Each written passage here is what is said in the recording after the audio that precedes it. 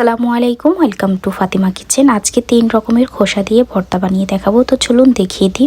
ফার্স্টে এখানে আমি নিয়েছি পটলের খোসা নিয়েছি এখানে, তারপরে স্কোয়াশের খোসা নিয়েছি, লাউর খোসা। এই 3 রকমের খোসা এখানের মধ্যে আমি পানির মধ্যে দিয়ে এগুলোকে ভালো করে সিদ্ধ করে নিব। যখন এই খোসাটা নরম হয়ে যাবে তখন আমি এগুলোকে উঠিয়ে নিব। তো আমার খোসাটা নরম হয়ে গিয়েছে, এখন উঠিয়ে নিব।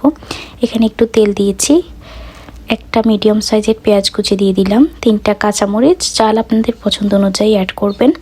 2-3 মিনিট নেড়ে ছেড়ে এখানের মধ্যে খোসাগুলো অ্যাড করে দিব।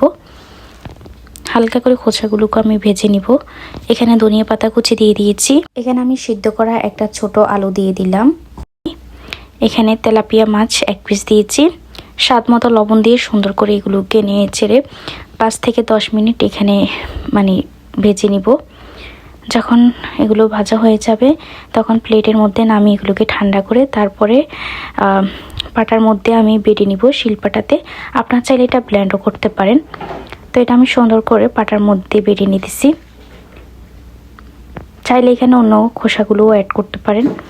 তো আজকে ফার্স্ট টাইম এই খোসাগুলো আমি 3টে একসাথে বেটে ভর্তা বানিয়েছি। কেমন লাগলো রেসিপিটি অবশ্যই কমেন্ট করে জানাবেন। এটা খেতে তো অনেক বেশি মজা লেগেছে, সবাই ট্রাই করবেন।